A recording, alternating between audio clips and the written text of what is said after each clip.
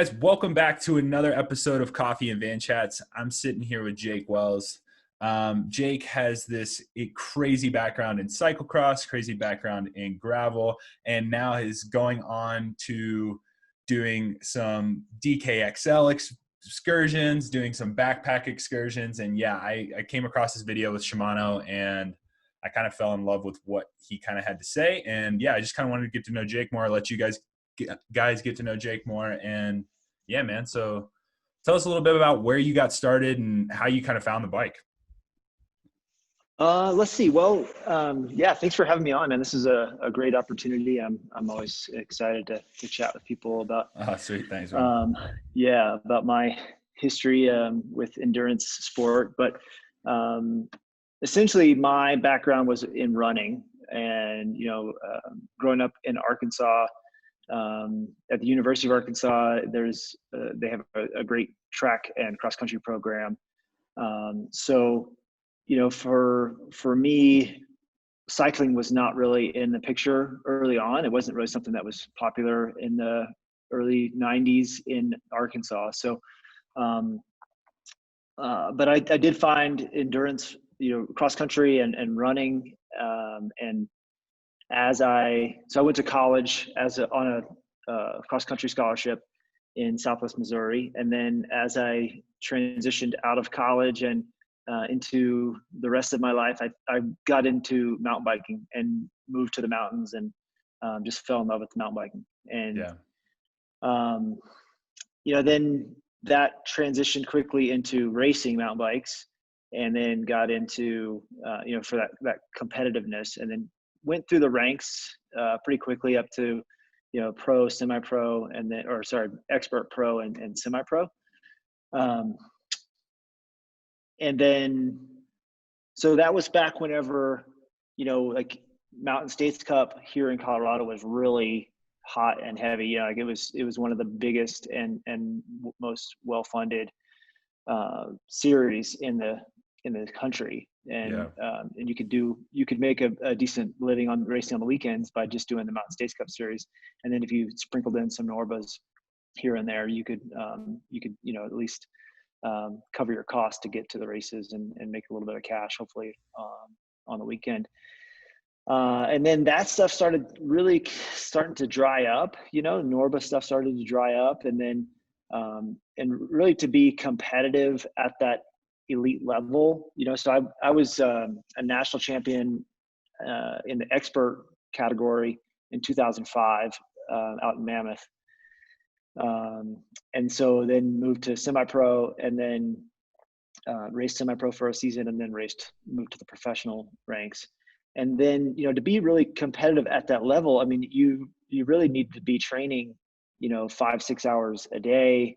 And, then you're kind of going from weekend to weekend racing. So, and at that same time, I got married in 2004 and we were pregnant in 2007. So it was like right at that same transition of, all right, I'm at this point, I've got the talent to be competitive at the pointy end of the sport, but I've also got a family to support, So, so I had started racing cyclocross in the fall as just something to do, something to carry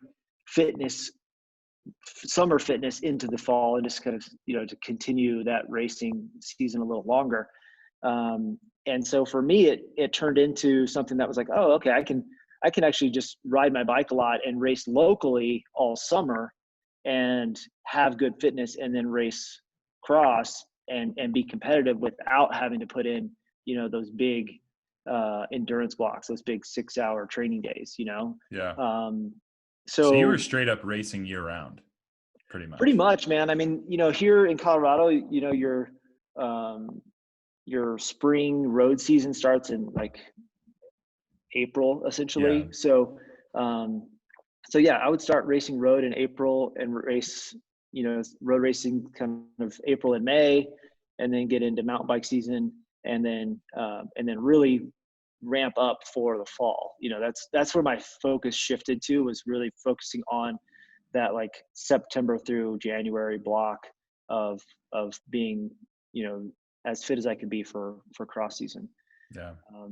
So I did that for quite a few years. I raced professionally for the Stands No Tubes team. Stepped back from that kind of elite level in 2016. I think was my last season to race the elite, like, national championships.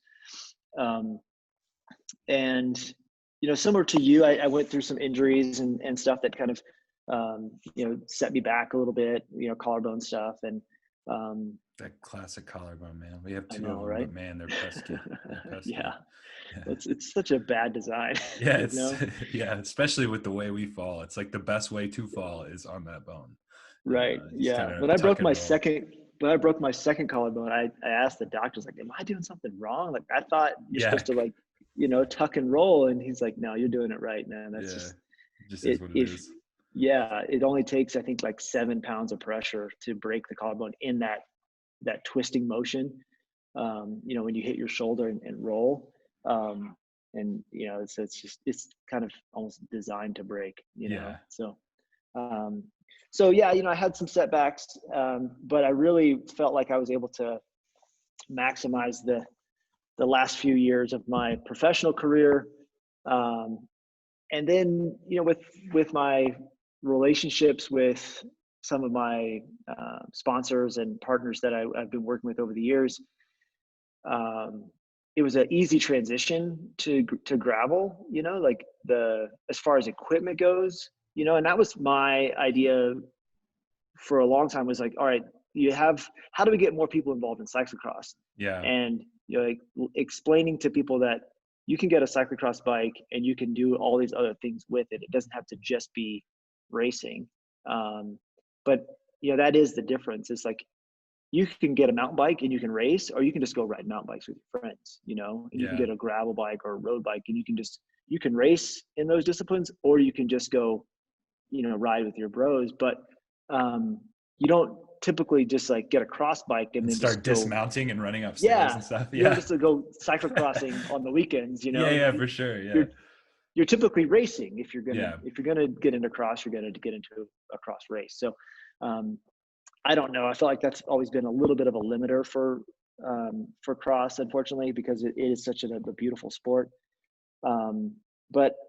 And now it's kind of shifted to where, like, oh, all these people are getting gravel bikes. The momentum's completely on the other side.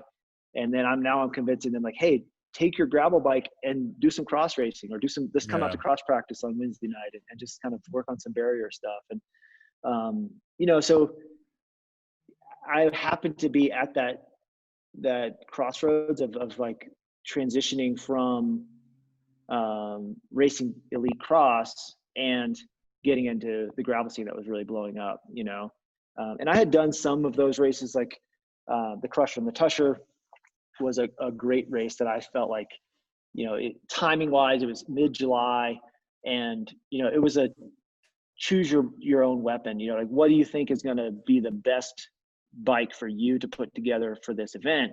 And there was no real right bike. There was no, like, off the shelf bike for it at the time. Because you could get away with riding a mountain bike, but you're going to pay a penalty on some of the sections. So that was always kind of fun for me to, like, piece together that equipment element of it. So, and I could do those kind of races in the summer and then still take a little break and then build for cross season. But some of the races, like DK, 200-mile race in late May, early June, is a little tough coming from Colorado to be, like, fit and ready for a 200-mile race. For sure. And if your main goal and main focus is 45 minutes or an hour, like, all out, like, cross effort, then how do you justify a 200-mile, like, if you're riding your bike for 11 hours versus a 1 hour, how's that going to help you get ready for a 1 hour race? Hindsight, I think it actually does help. I think there's some like VO2 benefits of training and racing some of those longer endurance races. But when I stepped back from racing, quote unquote professionally at the elite level, it it really gave me some permission to say yes to some of these other things that I've been kind of putting off or saying no to for so many years. Yeah.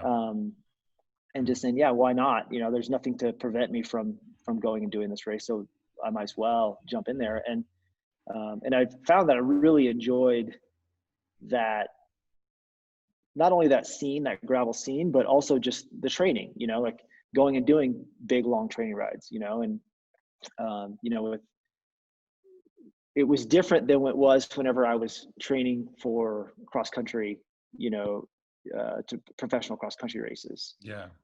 Yeah, I think because I'm in a different place, like my daughter's 13 now, you know, so I have a little bit more flexibility with my scheduling, you know, like she doesn't need me to be there for, you know, she can be on her own for 4 or 5 hours at a time, you know, it's not like she needs me to make sure that she's not, you know, Doing anything turning the crazy. stove on without me being, yeah. So I can schedule myself where I can go and do some of those bigger, longer rides now. Where, Well, your you know, daughter was also in the unknown gravel series with Shimano, right? Unknown Country film. Oh, Yeah, dude, she seems like she had it together with the support crew.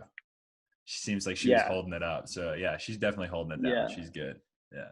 yeah. Well, I mean, she's been around it since she Yeah. was born, you know, That's awesome. and that was one of the biggest things whenever my wife and I decided to get pregnant and have a baby. We, you know, we wanted to make sure that we slotted her into our lifestyle. And, you know, I don't know, I'd be hard pressed to find a different culture that's more inviting and more safe to bring a child up in, and then cycling culture, you know, Yeah. mountain biking specifically, or now this like gravel scene is so, we're all family, you know, so, Yeah. you know, you go to a mountain bike race on the weekend and kids are just cruising around, and, you know, they're safe and they're out partying and having Yeah. fun. So, I don't know. If I was if I could choose like the scene that I was brought up in, that would be the one, you know, Yeah, for sure. Well, it being able to creates go. confidence early on, I think, like with the mountain biking and like doing some of the drops and things. Like, I mean, dude, there's 13-year-olds, like, because I bought a mountain bike this year for Leadville. I was Mhm. going to do lead boat. And I Yeah, was like, how hard can it be? And yeah, that's when you start busting out laughing. You're like, yeah, it's going to be that hard. Because yeah, I'm in Colorado. I was like, oh, we got great trails. Let's go give it a shot. Dude, I'm busting it everywhere. And I'm like, thank God I have health insurance now. Like, but I'm watching, like, as I'm going down, like walking these rock drops, there's just like a 13-year-old straight down it. And I'm just like, okay, yep, ego's yeah, checked. yeah, So, yeah. It's pretty fun because now, you know, my daughter races mountain bikes. There's a local series that's happening here this summer, and yeah, so she's racing like this sport 11 to 14-year-old girls race, and like, you know, it's cross country, so there's definitely, and we're in the mountains, so there's definitely a lot of climbing, and, you know, she's like a lot of us. She doesn't want to. She's looking for the path of least resistance, you know, but yeah, she doesn't necessarily want to push it on the climbs, but she really loves the downhill, you know, for and sure. she's got some really good technical skills. So whether she finds that on her own down the road and she wants to pursue a racing career, that's going to be her choice. But I feel like my work is done. Like, she loves her bike and she's Yeah, got this skill set that's going to be with her forever. Like, she could pick up a bike. She could set the bike down and not pick it up for 20 years and still have that background of the like, okay, knowledge. I Yeah, can, yeah. And that's, you know, like we feel the same way with skiing. Like, if she ski races, she does some ski racing right now, but if she ski races, great, but she knows how to ski. Like, she can, yeah, you know, you see these kids that grow up in Colorado and they're like, you know, living here in Avon, and you know, like we've got two of the premier ski resorts in our backyard, you know, in North America, um, and they're kids that grow up here that don't ski, you know, or you go yeah, ski with them and you're like, you've been skiing your entire life and you don't really know how to ski, you know, and yeah, so I think it's like it's like a disservice for to not sure, teach your for kids sure. how to ski growing up here, and Yeah, same with mountain biking, you know, like yeah, show these kids the outdoors, you know. yeah. Well, yeah. Like, yeah. So now you're kind of heading that route of training for some of these bigger ultra endurance events, and so what's that kind of looked like? Just being put on hold with the whole COVID, especially as a coach. Like, so kind of a two-barreled question here is, what's it look like for you as an athlete? And then what are you telling your athletes like in this time? Because me as a coach, I think this is the time, man. This is the perfect time that we can focus on some solid quality training. One thing that really irks me is when it's like, hey, I don't have any events coming up, so I'm just not going to train. And it's like, well, it's not a math test. Like we can't just like pick up the book the night before, study and go do it. Like if anything, we can raise the threshold, and then you're 10% better in training next year. Because if there's no events, then there's really no need for a coach or job or bike at all, period. Right. So, Right.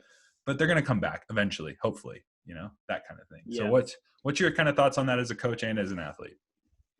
Well, as a coach first, I feel like it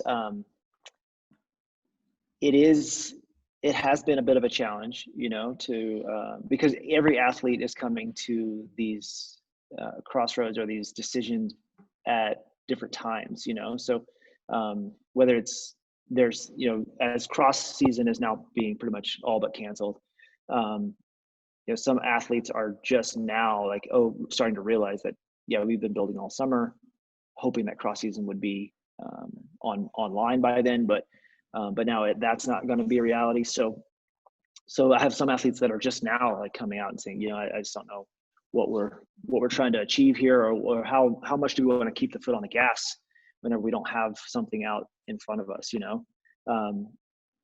so yeah, I've kind of had these like, talk people off the cliff moments, and it just ebbs and flows, and with each athlete, it's like you walk them through it and say, hey, it's going to be okay. Racing's going to come back. And like you said, like there's this opportunity here to not have to do this kind of, build micro taper, build taper, throughout the season. We can just build, we can just kind of keep this 90%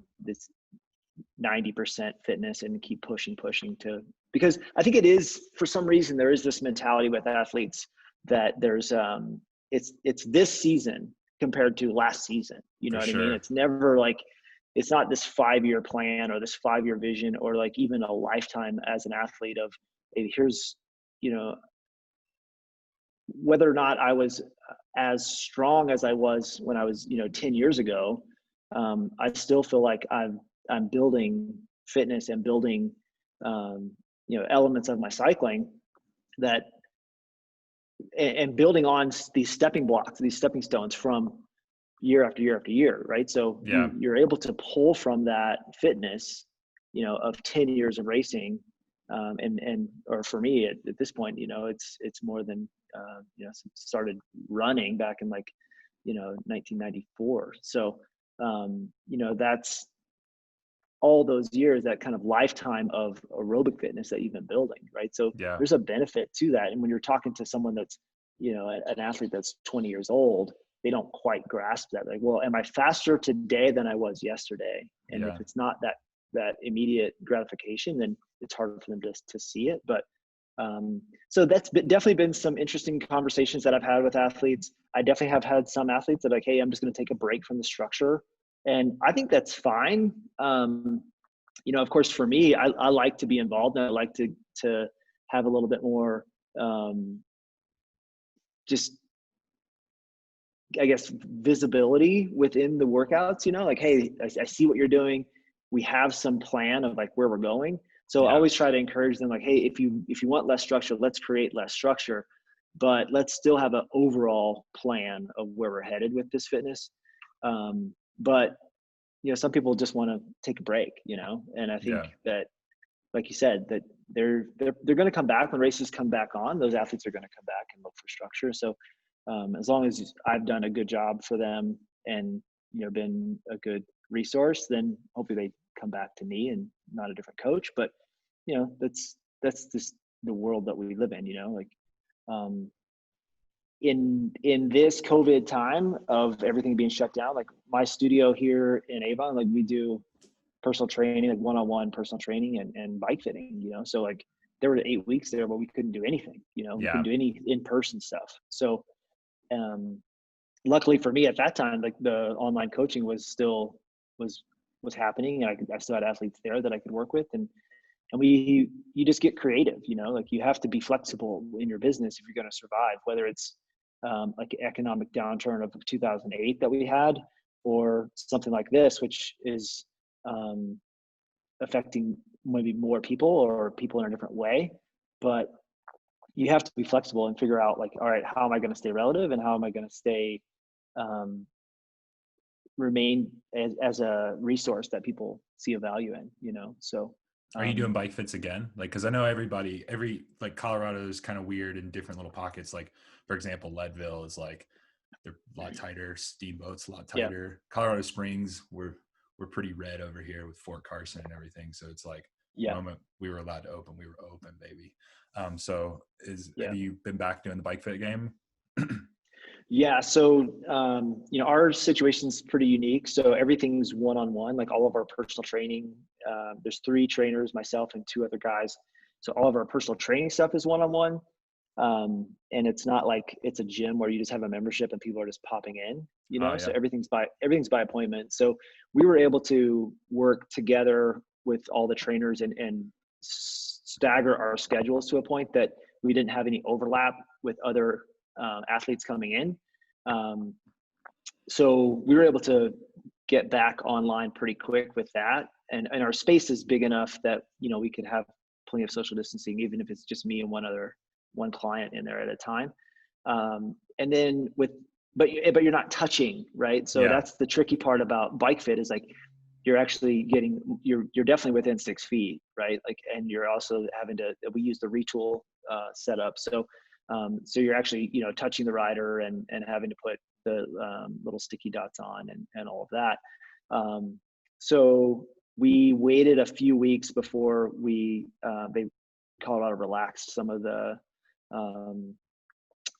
protocols on how much, at least Eagle County relaxed some of their guidelines. So then we were able to start doing bike fits again, and which was crazy, because my phone was just like blowing up, because so many people got bikes, during this whole Yeah. lockdown. It's like, I mean, you talk to any bike shop and they're sold out of everything. If it's less than $3,000, like, they don't have anything on the floor,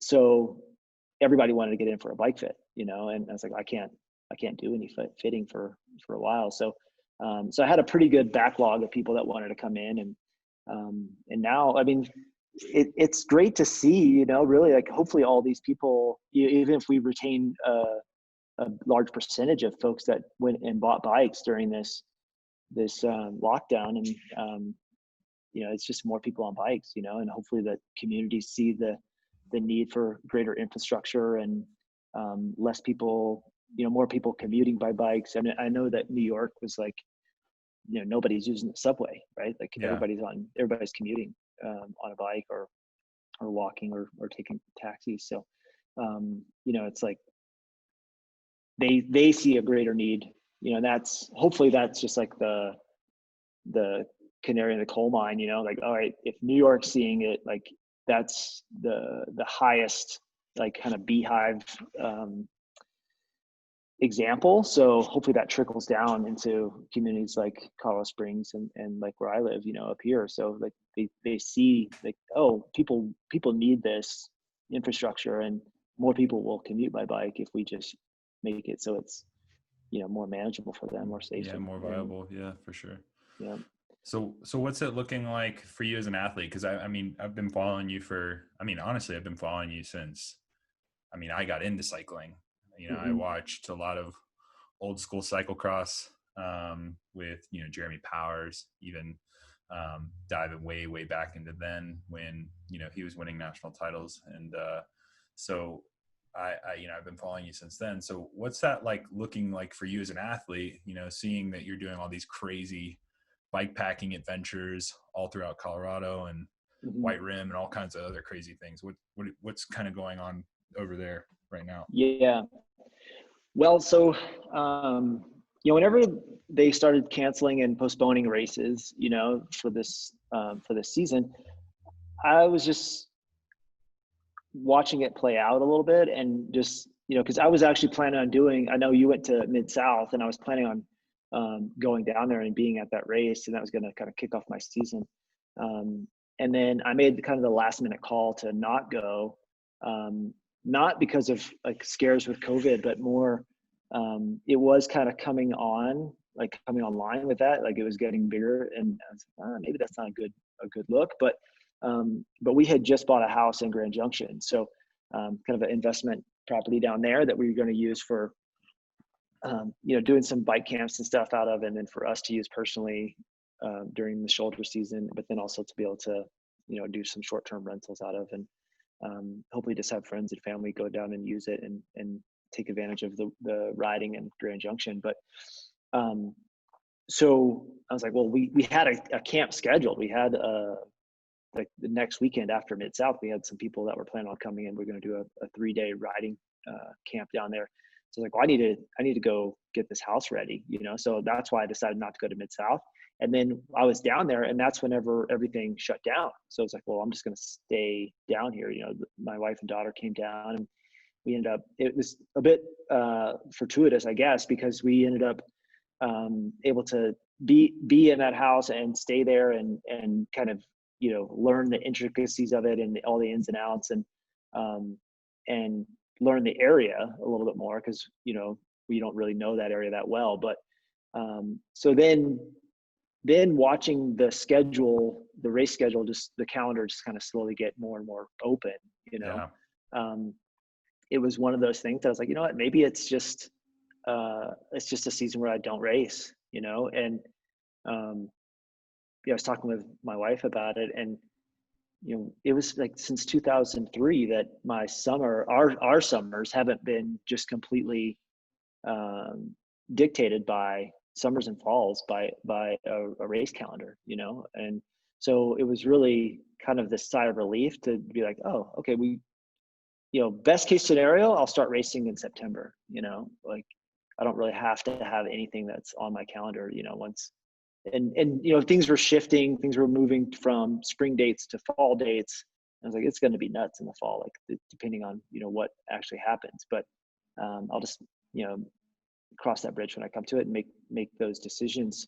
And like for me, where I am with my partnerships and sponsors and everything, it's like they're not like heavy handed at all with like, hey, we want you at this event, you need to be at this event. So I can kind of pick and choose, and as long as they, we have this I'm in a lucky spot to have this great relationship with all my partners. So You also have the years previous where it was like, you're at this event, you're at this event. Like, you're talking about 2005, dude. Like that's 15 years of just bike racing. And I've had many guests on this podcast, many professionals, many world champions, and we've all sat down and we've had kind of the same, like, how many pros are kicking themselves for retiring this year, when it's like, maybe they would have came back next year if they just would have had a year to just like kind of just chill out a little bit. Like just, cause like I missed my honeymoon. I missed like, the day after I got married, I was on a, plane back to Colorado to get ready for Pan American Championships. So it's like this whole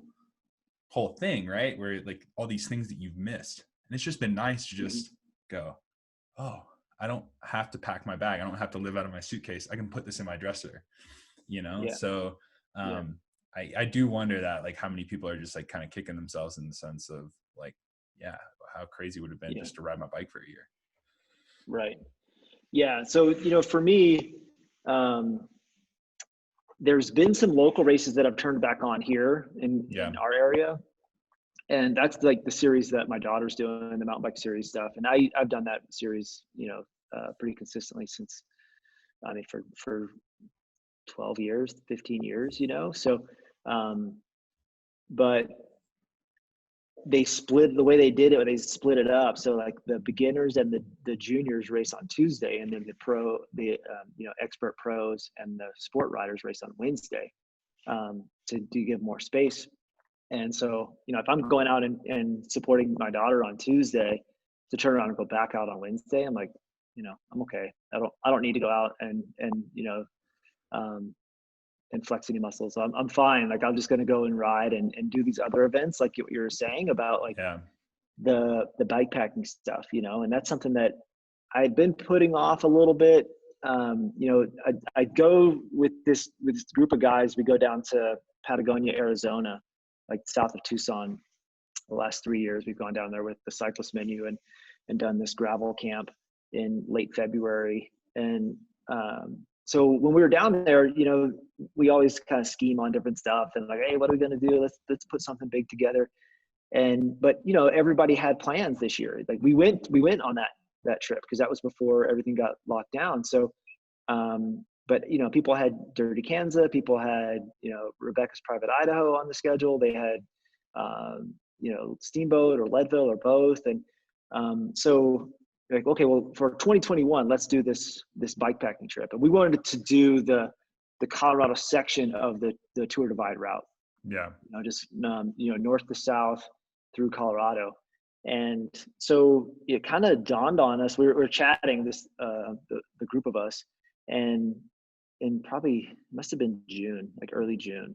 And like, why don't we just do it now? Like, let's just get our act together. Let's just get our gear and we'll just do it in like 6 weeks. We'll make sure everybody has the time to get their bike ready and their gear.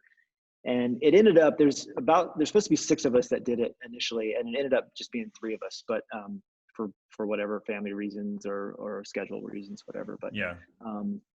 But yeah, just doing that kind of stuff has just been a nice break, and then sure.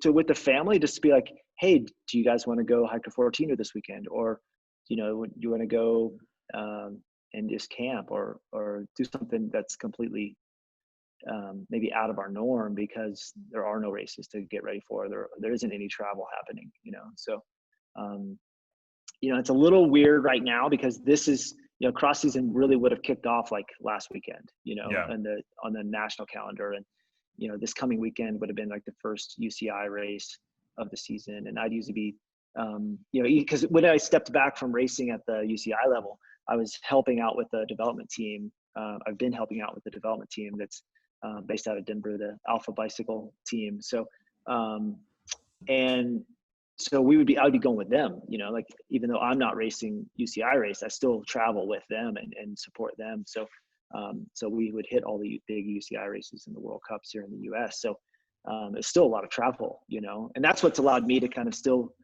do my racing in the fall, is like to be able to travel with them, and I'll just support them during their elite races or their U23 race. And then, I'll race the single speed race, so, so yeah, it's a little strange, right? Because I'm not doing like Wednesday night cross practice. I'm not.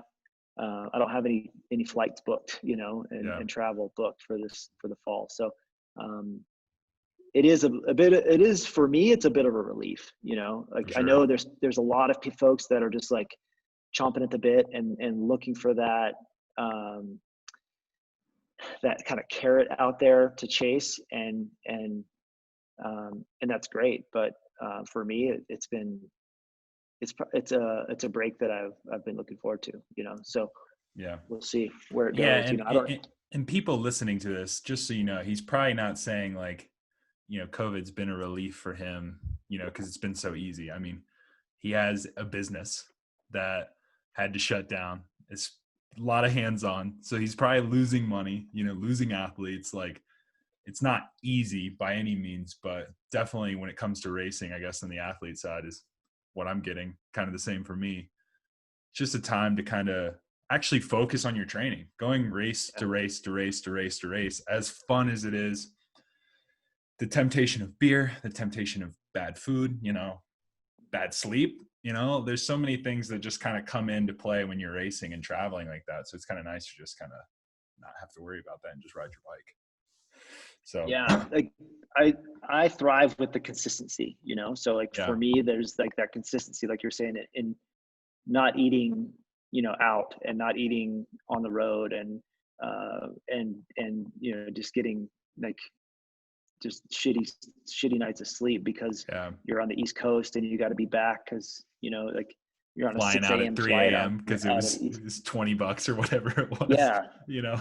right. Yeah. I So, mean, oh, well, let's get this 6:30 flight. We'll be back in yeah. Denver by 9, So which you're is all packing great your on bike. paper. Yeah, you're packing your bike in the airport pretty much. And I bet for cross, man, it's insane. You guys are bringing like 3 bikes. They're, 2 of them are muddy. You got to Yeah. pack them all up. That's nuts. So, Yeah. I mean, that's one of the benefits with this, helping out with the Alpha Bikes team is that, bikes stay on the trailer, right? So yeah. they're cleaned and put away and they're on the trailer, and I'm not worried about that. But even still, like if you're staying at a hotel or at a host house and you know, you book a flight for 6:30, you got to be at the airport at 5:30, and then, and we're staying 45 minutes away. So, you're up at 4 just to even get to the airport, and Yeah. that's 2:00 a.m. Colorado time, Yeah. It's so, brutal. It's brutal. yeah, it really messes up your sleep and messes up your circadian rhythms and stuff. And I think that's something that for me has been just, like you said, it's not, COVID by any means has not been easy, right? Yeah. But because of the amount of stress that I think it adds, like with business and with, I think everybody's just on eggshells, like walking around, and, everybody's a little bit edgy and like, well, that guy's not wearing a mask, and, like, going to the grocery store, going to the post office, those little things that shouldn't be a stressor have become a little bit of a, just a thorn in your side. And so whenever the racing kind of, you take that off the table, like, oh, okay, I can just, concentrate on the immediate important things that are One happening in less my thing to life. worry about. Yeah. And, not, and, for me, and maybe this is a unique situation, or it's just the way I'm kind of geared, but, like I'm the current single speed national champion. So like, I feel a level of, I guess, pressure, or just to honor that jersey. Like, if the racing season was happening, I would want to be out there. I would want to be, Yeah. flying that flag and representing the jersey. And that also puts a target on your back, right? So you can't just, for me, I wouldn't want to just show up at like 80% fitness. I'd want to be firing well, and especially moving into nationals, like, I'd want to be fit. I want to, if I'm going to race, I want to race at the top level as far as what I can do, with the time I have to work with. So, yeah. So, somebody was asking the other day, like, well, so does that mean you get to be the national champion again, like for next year? Like, will you still be the reigning national champion? And like, I don't have any idea what's going to happen with Yes, nationals, but they did send an email out, and well, I guess I don't know if it's for you, the cyclocross guys. I don't know if they've canceled or what they they've done. haven't yet. But for track, in Yeah. technicality, I am a national champion again next year. Yeah. I don't really know what that looks like or what that feels like. I mean, it's kind of interesting. Worlds is happening for the road. They just announced that. So I have a feeling that Worlds will happen for cyclocross, unless, even if it has to stay the same at what we're at right now. I mean, who knows? Next week at Worlds, things could hit the fan. Because it was like, it's like that with Mid-South. You made a comment about how it wasn't really COVID the reason why you didn't go. But a lot of people, that was the reason. But I was at Mid-South like the Tuesday of that week. And I think I got into Oklahoma the night before the president came on with that speech about pretty much like, hey, actually, this is really bad. We kind of need to figure it out. And then 24 hours later, it's like, boom, shutting everything down, that Thursday. And so we're doing a pre-ride wondering if Mid-South is even going to happen. And then, all of a sudden hand sanitizer became a crazy thing. And that was, And so like, as the days progressed, it just got a little more and more serious as we kind of went on. And so it was really hard to kind of see from the promoter side what he should do, because I mean, you've probably been to Mid-South. You probably know Bobby. Sure. Yep. He makes it like a month party. It feels like, I mean, it feels like people come from out of town like 3 weeks in advance and they just kind of hang out. So there's been people there for weeks. I mean, showing up super early, like vendors and all. And so it was really like the racers that were going to show up like that Thursday or that Friday that didn't show up. Mm. But that being said, to kind of wrap it up, because I don't want to keep you all morning, I got 2 questions for you. First question, if you did go to Mid-South, would you, now knowing what you know, would you have ridden a single speed, or would you have gone full gears? And then the second question is kind of, what's your nugget for just kind of anyone? I mean, it could be juniors, just anyone that's going through these tough times. Like, you know, we've had these talks and we're sitting here lollygagging of like, because we've raced some pretty cool races. We've been to some pretty cool places, but you know, some people, the coolest race they go to is that local mountain bike series that you get to take your daughter to on Tuesday. So what's your kind of advice for them to help them get through this kind of tough time? So let's start with the Mid-South one, and then we'll end it with the last one. Yeah. Well, I was planning on racing single speed this year for DK. Okay. I didn't have a single speed built for Mid-South, so I was planning on racing gears. Knowing now the conditions that were there, you know, and that race has a bit of a history with mud, and you know, it's Oh my like God. I I'm mean, still the picking year it out, dude. yeah, I mean, I got super lucky the years that I did it, but you know, the year before when I think I went last year, and the year before it was insane. It was mud and hypothermia, and people were, you know, getting pulled off the course because they were, you know, couldn't function. And so, you know, for me, knowing now how that race turned out, I probably would have gone with the single speed, you know, Yeah. and just my I'm running still kicking shoes. myself. I got an offer to ride a Speedwagon single Yeah. speed. And I was Wow. like, nah, man, this is my first gravel race. And I had this new sponsor that I was kind of talking to, and I was Mhm. decked out, it looked great. It was riding great, riding smooth. After that, man, it was destroyed. Like I needed a new bike, 100% Yeah. needed a new frame, like bag Frame. rub, Yeah. the whole shebang. It was Yeah. bad. Yeah. So I'm still kicking myself over it. Yeah, man. Anytime to get an opportunity to ride a vanilla is probably Uh, like I don't know if I'd pass on that. Well, yeah, like I had just met the guys, and you know, we were over a beer, and he was Yeah. like, dude, I think I have a single speed in your size. And I was just like, oh man, this would be awesome. He's like, all I Yeah. ask is that you have to video the entire race. And like, I was feeling pretty good. And like, I was like, you know, I think I could stay with the front group on my first gravel race, like first Hmm. gravel race. And I did for the first Hmm. hour. And then the Hmm. real mud hit. And I'm a big dude.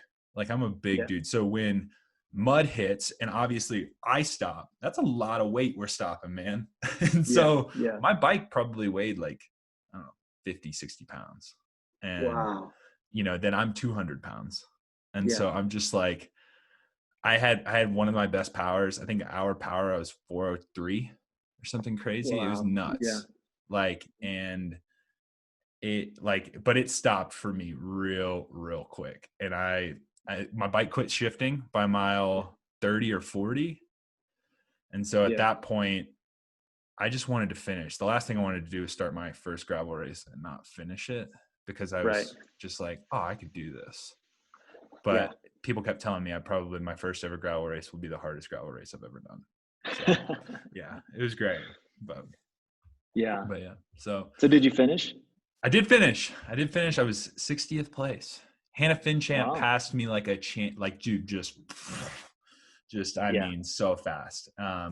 And her bike probably weighed as much as she did.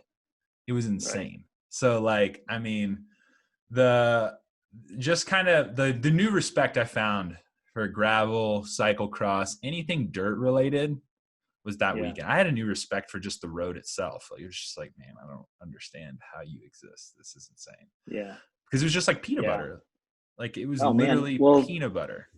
yeah. I mean, I grew up in Arkansas, and we had some of that red clay, and then you don't mess with it because it's when that stuff gets muddy or gets wet, it just sticks to everything. So yeah, Everything, I don't yeah. know if that was, yeah, there's a couple buddies of mine from up here that were going to go, and they were all kind of in the same boat. Like, hey, well, it looks like it's going to rain. Are you going to go if it's going to rain? I'm like, it's a good question, man. Because like you said, it's going to turn into a running race. It's not going to be who can ride their bike the best. It's a, who Oh can yeah. keep their bike, you know, in one piece. There was Um, people there. There were people there that had driven like 15, 16 hours. Like, nope, not doing it. Like Yeah. I paid $500 to be here, but I'm about to pay $6,000 if I do this race because of my bike, Right. whatever bike I have. I'm going to destroy it. And I'm Yeah. like, how bad can it actually be? And I'm sitting here over Yeah. here like, can't be that bad. And these are the people that have actually done it who are like, I'm not That going to do it. And no. I'm just like, yeah. And so it was awful, man. But yeah, so what's your nugget to, anyone and everyone that, is going through kind of a tough time right now, and just kind of your advice, I guess, coach, athlete, whatever. Yeah. Well, I had a conversation with a client of mine last night, and he's a big up and coming cross racer out of Kentucky area, and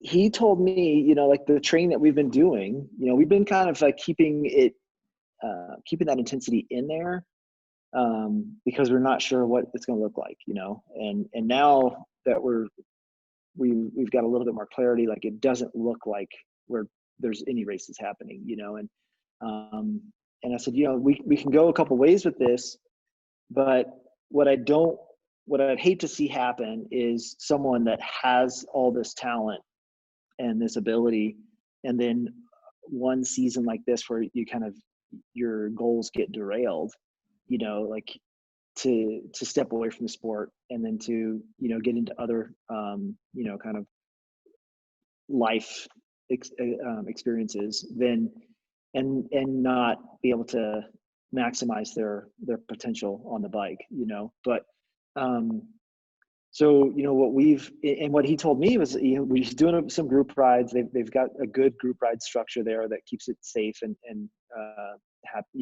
they're doing a good job with that. And so he's like, I'm doing these group rides. I've been riding the moto some. I've been running a lot more, and he's like, I'm having more fun on the bike than I've ever had, and it's not, and I think it goes back to what we were saying earlier. It's like, the pressure's off, right? Like, you don't have to live your life like you're in a pressure cooker. You can just have some structure and know with peace of mind that you're building for the future. You're still building structure. You're still building fitness. So, stick with a program. It doesn't have to be, like a 4-week or 6-week race block program, but stick with some structure, and have some confidence in the long game, and use the opportunity, right? Like, we have this opportunity. We don't know how long it's going to be. Like, we know for sure it's going to be through this season, but we don't know if race is going to return for next season, or what it's going to look like. But it's really an opportunity for you to get clear on why you do what you do. Like, Yeah. do you really love your bike? Do you love riding your bike? And to be successful at a professional level, really in anything, you can fake it for a while, but if you don't love that activity, that sport, or even, whatever it is, that job, if you're, on the trading floor in New York, and you don't love that job, you're only going to do it for so long, Yeah. So, and it's just that way in sports. Like, so, if you can get clear about why you do what you do, and take the opportunity to set some long-term goals, and use the bike for what it's really designed for, and to be this thing of a joy generator, like it helps you, it creates this chemical that,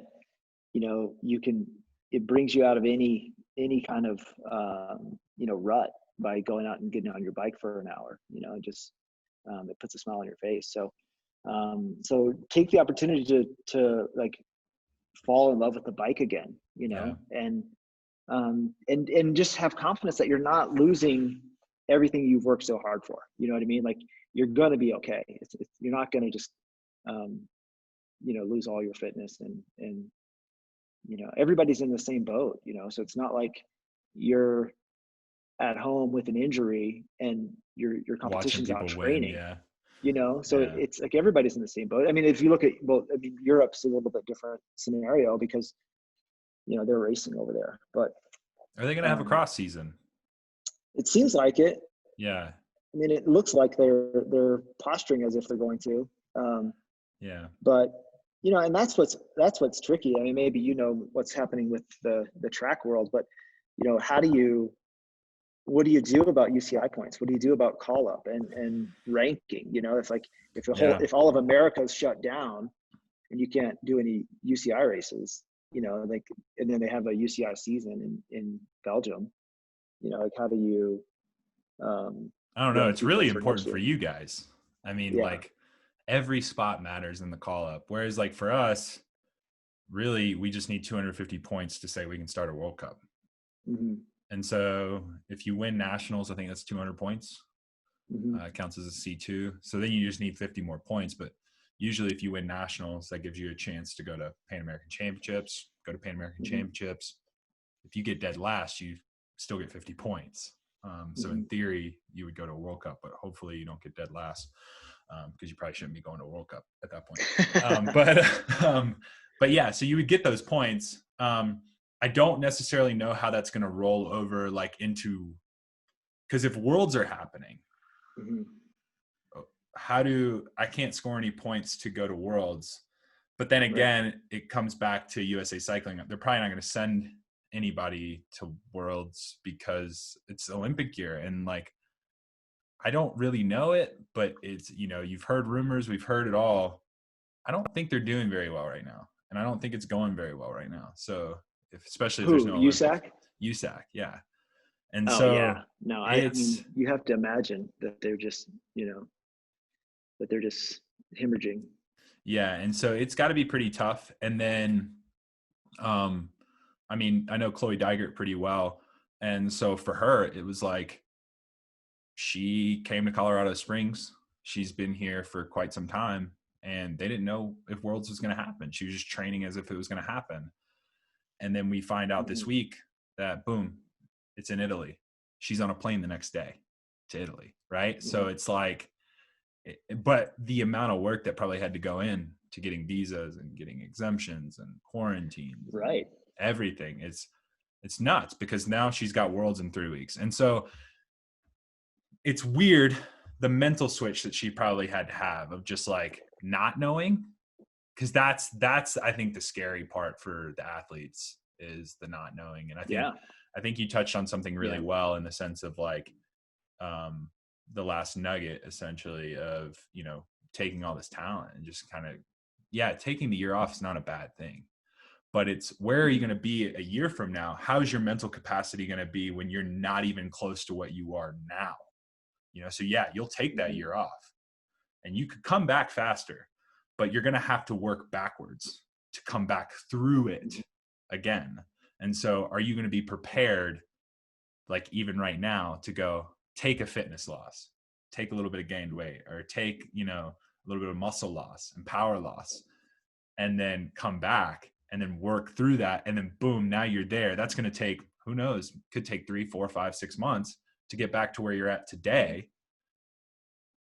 and then now we're trying to get even past that. And that could take another year, year and a half, Hmm. and so Right. Right. are you ready for that?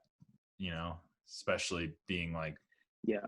you don't know what you want to do. So, but yeah, man, Yeah. No, I I, think there's a benefit to like a mental, like knowing that there's no races, you can have some mental freshness. That's really beneficial. yeah, But like you said, like you don't want to, fitness is a use it or lose it thing, right? yeah, So you don't want to lose all your gains, right? Because you do have to, why work so hard to get it back whenever you've already got it, for sure. and that doesn't mean like hang on to every percent, um, but yeah, I think you're right. Like, trying to maintain some consistency, and that's really all it takes. It's just maintain some consistency, keep a little bit of intensity sprinkled in there, and I think that because there's no races, there's no reason to not just squash your legs, like go do some Why other not? stuff that's like Yeah. out of your wheelhouse, like some running, or bring some strength work, some weight work back in the program, or go and do some like massive rides, like Yeah. We see it in the pros all the time, or like in the youth pros, like when they get their chance to go to either Action or, any of the development programs. And then they let's say they get cut, whether it's budget cuts, team folding, or whatever, it's really hard for them not to be fit, but it's really hard for them to be focused because they don't have the same support. So Right. they've gone backwards on that level of support. And so like, they're not getting the bikes for free. They're not getting the wheels for free. They're not getting their bikes tuned up. And so it's hard for them to mentally check in. So if they can't even check in on that front, it's going to be really hard on the fitness front. Yeah. And I think that's really something that you can take advantage of. It's like a use it or lose it kind of situation where it's like, just ride and just Right. keep it there, and just and ride hopefully because you love it, and not because it's something that you've just always done, and I think that there's so many of us get into this scenario where you find something that you're good at, and so you continue to do it more, and then you see that success, and whether that's at like a junior level moving up through the ranks, or you just kind of fall into it, but then you look 10 years later and you're like, do I actually love this? Do I actually even like riding my bike, or whatever the sport is. But, I think that's where, I'm a big proponent of,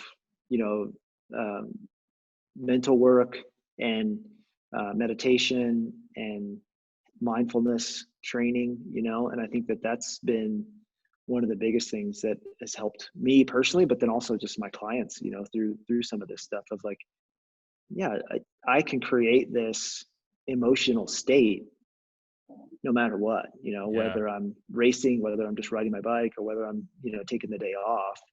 And, as opposed to athletes that use the bike as medication, do you know what I mean?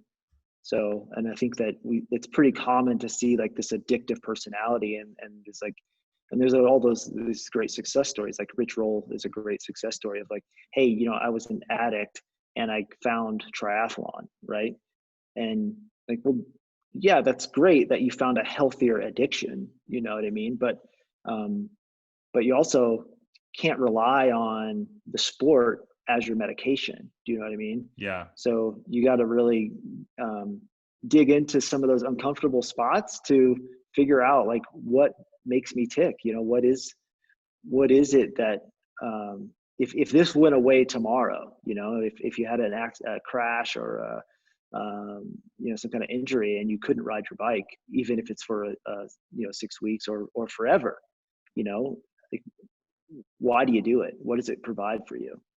So I think that that's something that I think is really helpful for athletes now during this kind of wonky time, because that's going to help you on the bike, but it's also just going to help you in life. Like it's going to help you be able to generate that state of passion or joy or whatever it is that you're hoping to find in life in general, and not be in this place of anger or frustration or, kind of a low vibration state, what I mean? So yeah, I think, there's definitely some opportunities here as an athlete, as a coach. So, I think looking at the world as an opportunity as opposed to, a burden. Woe is me. Yeah. Yeah. So. For sure. No, Jake, well, I appreciate your time, man. I really do. And thank you for the insight. And I'll put a link to his coaching company in the description below. If you guys are in Avon or wherever in the world, give him a shout, as well as his social media. But other than that, guys, thank you for tuning in, and we'll see you next time. Cheers.